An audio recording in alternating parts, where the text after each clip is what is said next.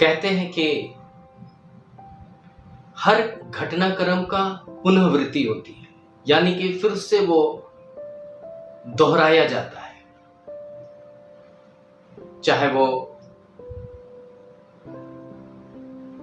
भौगोलिक तरीके से हो या फिर इतिहास के घटनाक्रम के रूप में हो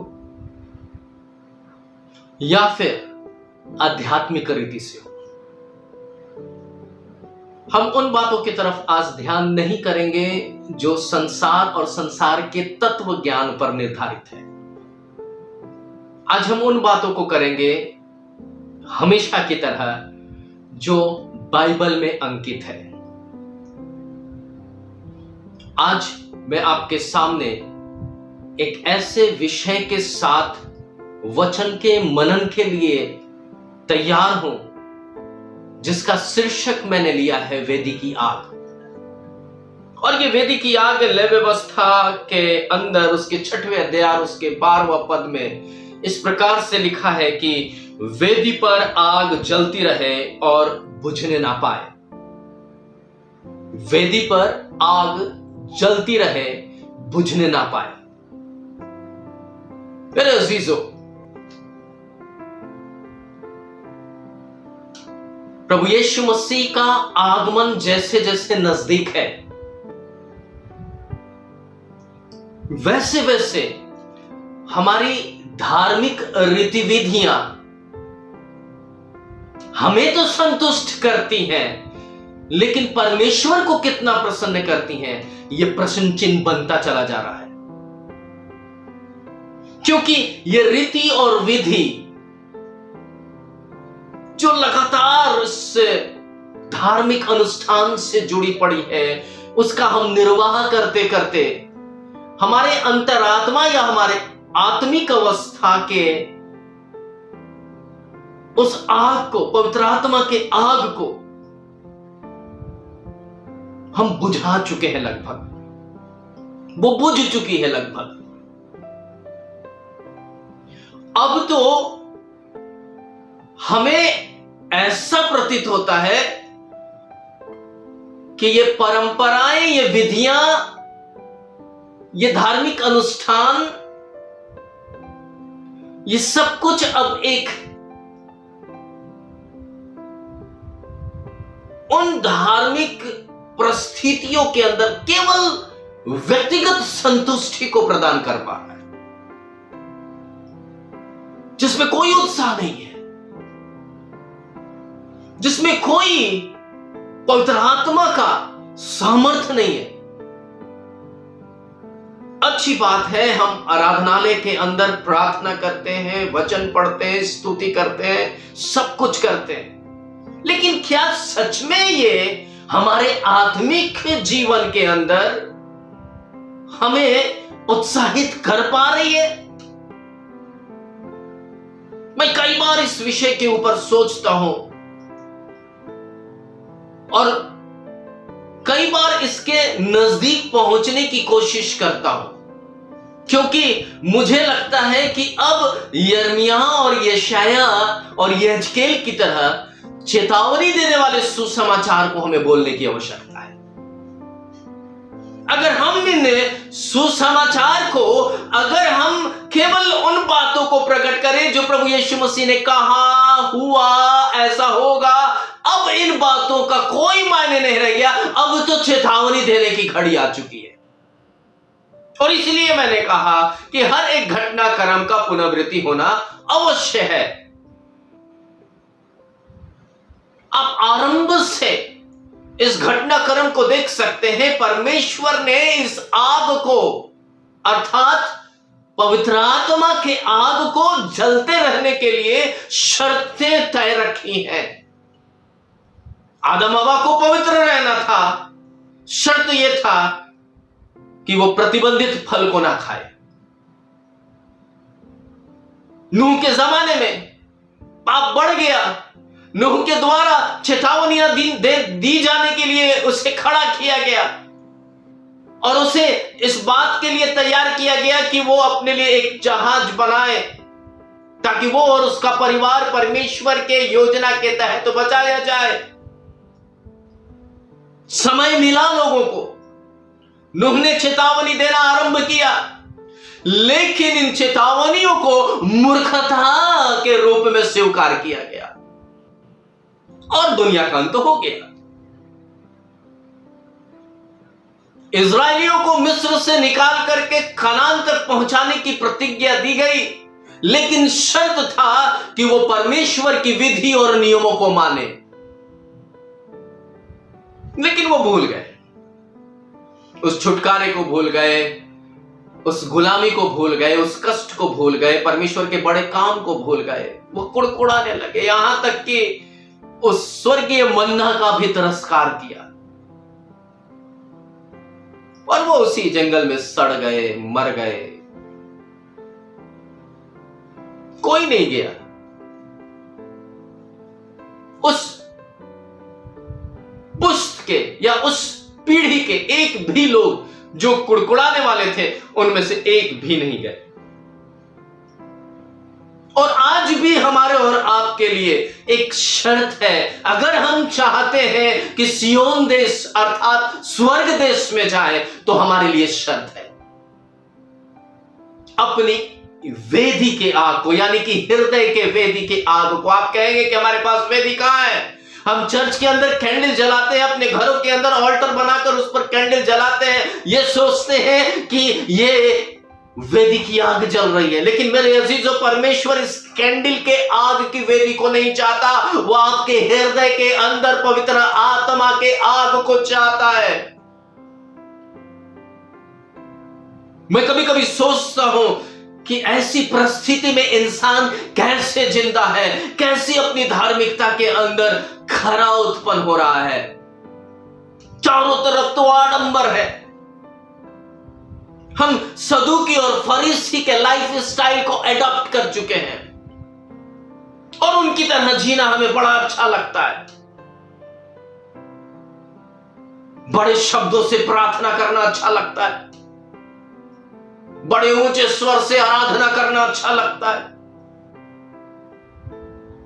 दान देना अच्छा लगता है, और भी कई आडंबर हैं जिनको हम करते हैं। लेकिन ये आग जल कहां रही है? आग तो ठंडी पड़ चुकी है, केवल कर्मकांड दिख रहा है और ये कर्मकांड हमें स्वर्ग की आशीष नहीं दे सकती, या वो प्रतिज्ञात जगह तक हमें नहीं पहुंचा सकती, क्योंकि परमेश्वर ने इजरायलियों को यह प्रतिज्ञा दिया कि मैं तुझे दूध और मधु की धारा बहने वाली जगह में ले जाऊंगा।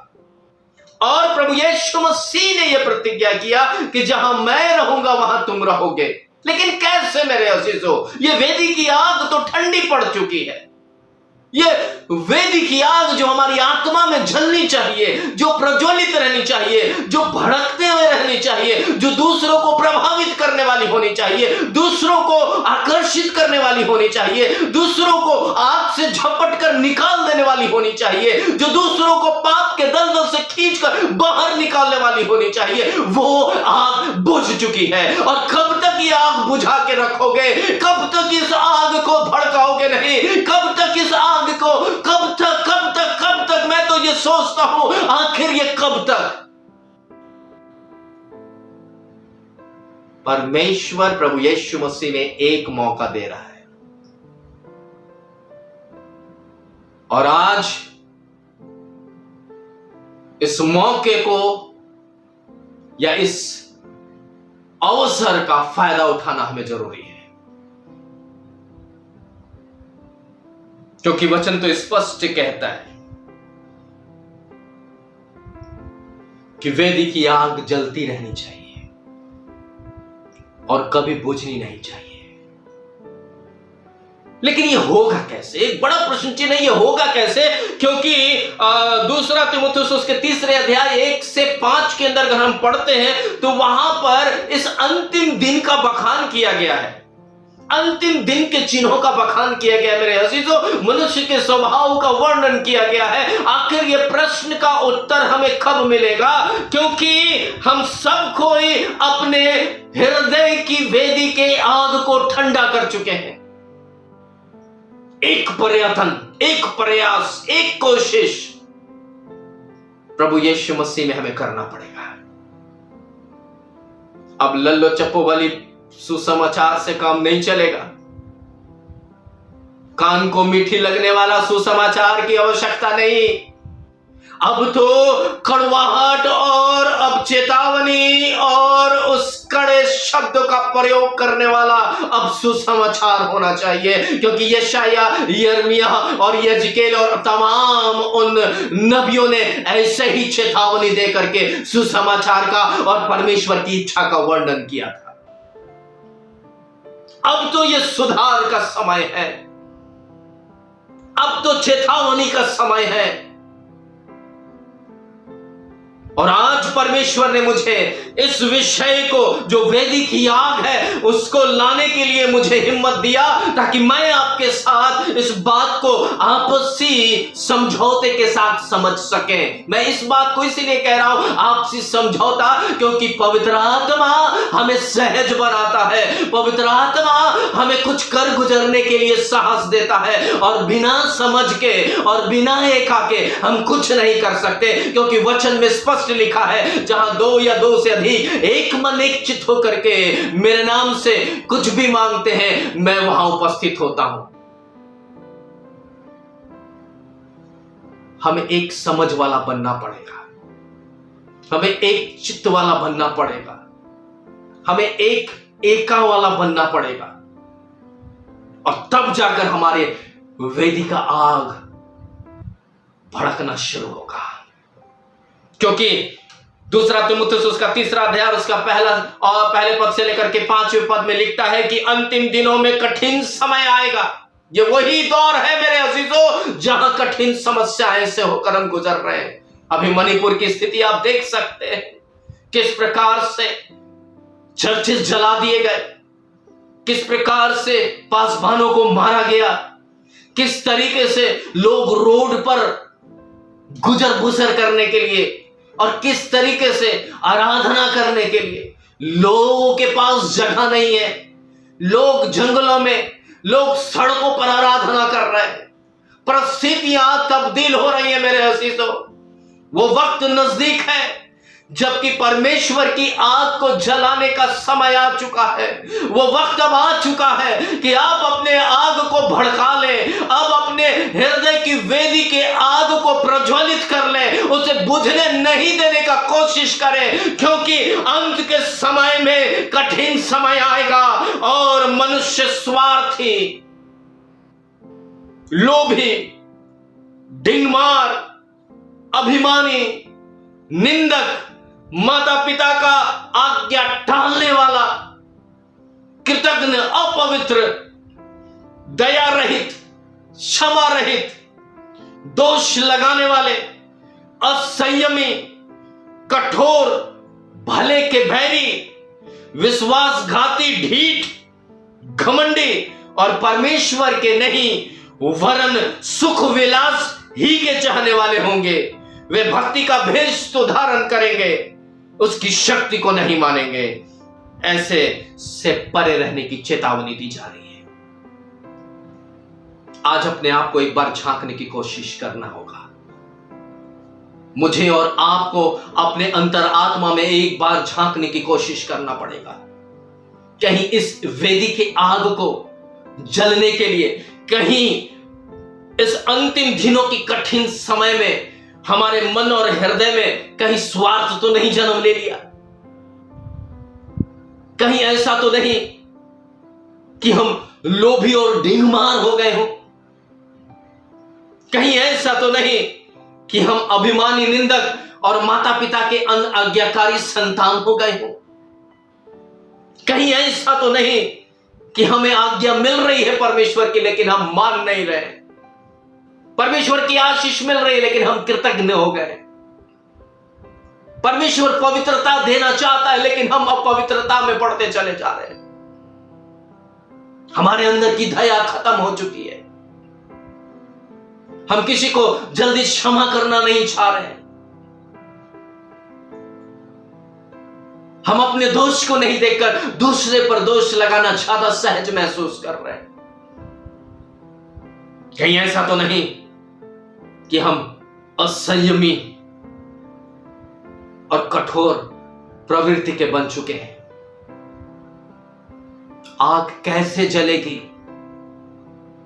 मेरे अजीजों, ये बुराइयां हमारे जीवन के अंदर है तो हम चाह करके भी हमारे पवित्र आत्मा के द्वारा इस हृदय की वेदी में आग कभी नहीं जलेगी, क्योंकि हम अंतिम समय के अंदर, कठिन समय के अंदर हम इन बुराइयों के साथ अपने आत्मिक जीवन का निर्वाह कर रहे हैं और हम भक्ति का भेष तो धारण कर रहे हैं, लेकिन उस परमेश्वर की शक्ति को हम नहीं स्वीकार कर रहे हैं। कैसे भड़केगा हमारे पवित्र आत्मा की वेदी का आग? कैसे हम जलते रखेंगे? अब तो ये विडंबना ये हो गई है।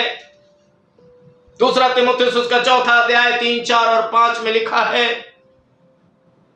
क्योंकि ऐसा समय आएगा जब लोग खरा उपदेश नहीं सह सकेंगे और खरा उपदेश बोलने वालों का लोग बैरी बन जाएंगे।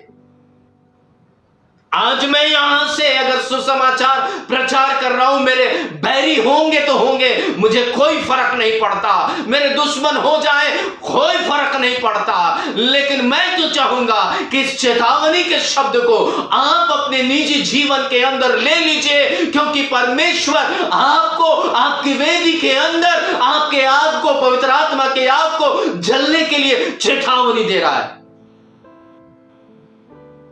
वचन में लिखा है,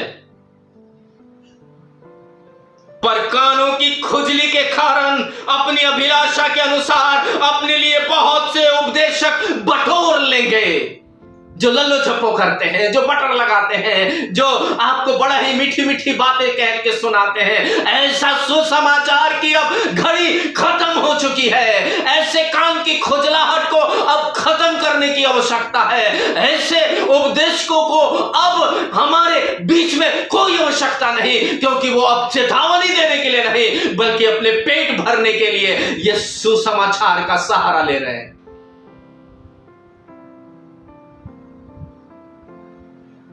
मुझे ऐसे उपदेशकों की आवश्यकता नहीं है, और मैं स्वयं के लिए भी यही कहूंगा कि मुझे अब ऐसे संदेश की आवश्यकता नहीं जो केवल कान को मीठी लगे।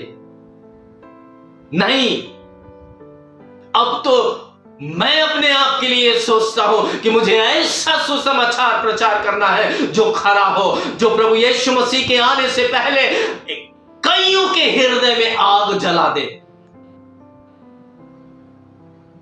वचन में लिखा है आगे, कानों की खुजली के कारण अपने अभिलाषाओं के अनुसार अपने लिए बहुत से उपदेशक बटोर लेंगे और अपने कान सत्य से फेर कर कथा कहानियों पर लगाएंगे। बड़ी अच्छी बात है कहानी सुनना, लेकिन अब उन कहानियों का दौर खत्म हो गया। जब प्रभु यीशु मसीह 5000 लोगों को रोटी खिलाया, अब वक्त खत्म हो गया। जब वो चेलों पर डोंगे के अंदर था और तूफान को शांत कर दिया, वो कहानी अब खत्म हो गई है। अब आप इस कहानी को कहना बंद कर दीजिए कि प्रभु यीशु मसीह ने मुर्दों को जिलाया, पर अब ये कहानी कहना बंद कर दीजिए कि लाजर को उसने जिंदा किया, उसने बहरों को कान दी, उसने गूंगों को बोलने की शक्ति दी, उसने उन लोगों अपाहिजों को चंगा किया, झोले मारों को चंगा किया, लहू बहने वाली स्त्री को चंगा किया। अब ये कहने बंद कर दीजिए, क्योंकि अब प्रभु यीशु मसीह आने वाला है और न्याय और प्रतिफल उसके हाथ में है। अब तो वो ये देखेगा कि इन कथा कहानियों से नहीं, बल्कि अब तो ये देखेगा कि आपके हृदय के अंदर पवित्र आत्मा का आग जल रहा है कि नहीं जल रहा है।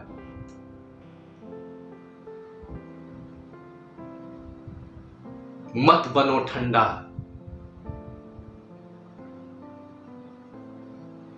मत करो प्रभु यीशु मसीह के सत्य वचन का तिरस्कार, मत खोजो ऐसे चापलूस सेवकों को जो दबे पांव आपके घरों के अंदर घुसते हैं। अब उन सेवकों को खोजो जो चेतावनी दे रहे हैं। उन सेवकों को खोजो जो आपके जीवन के अंदर पवित्र आत्मा के फलों को पाने के लिए आपके लिए प्रार्थना कर करके आपको चेतावनी दे रहे हैं।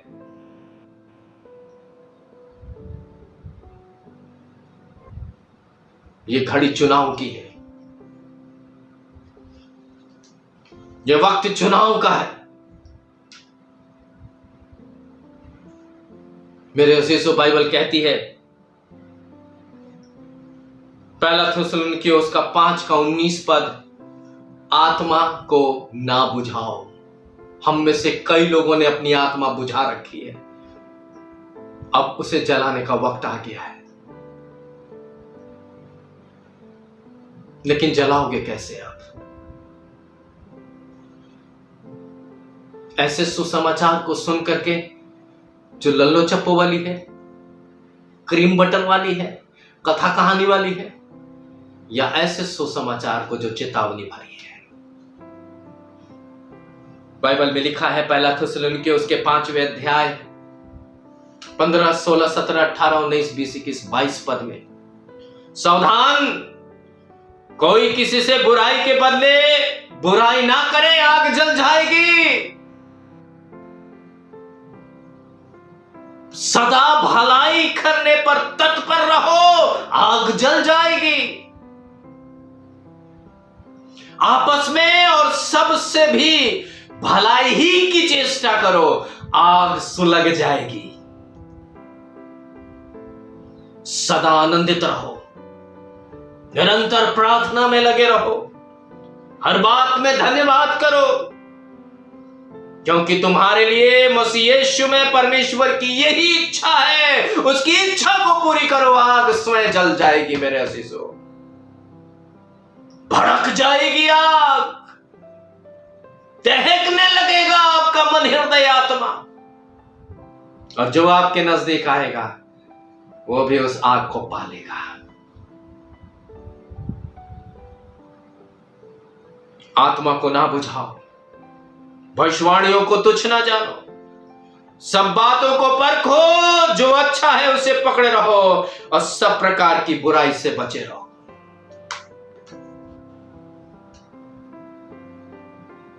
जल जाएगी आग। फिर घर में कैंडल जलाओ या वैदिक चर्च में जाकर कैंडल जलाओ, कोई फर्क नहीं पड़ता। आपके अंतरात्मा जल रही होगी, जलन से नहीं, पवित्र आत्मा के दान से, पवित्र आत्मा की सामर्थ से। और आप अपने प्रभु के लिए उस दुल्हन की तरह, उस कुंवारी की तरह तैयार हो जाएंगे, जिसकी मशालों में भी तेल था और जिनके खुप्पियों में भी तेल था। ये मशाल को जलाने की आवश्यकता है। हृदय रूपी कुप्पी में पवित्र आत्मा के फल के तेल को भर लेने की आवश्यकता है। आग जल जाएगी। ईश्वर करे, परमेश्वर की उपस्थिति में आप अपने आग को जला लें। आगमन नजदीक है मेरे अजीजों, चेतावनी स्वीकार करिए, आडंबरों से दूर हो जाइए और दुनिया के युग के अंत के उन अभिलाषा और उन वर्ताओं से अपने आप को अलग कर लीजिए। प्रभु आप सबों के साथ हो, आपकी वेदी की आग जलती रहे, कभी बुझने ना पाए। फिर मिलेंगे, जल्दी मिलेंगे, तब तक के लिए शालोम।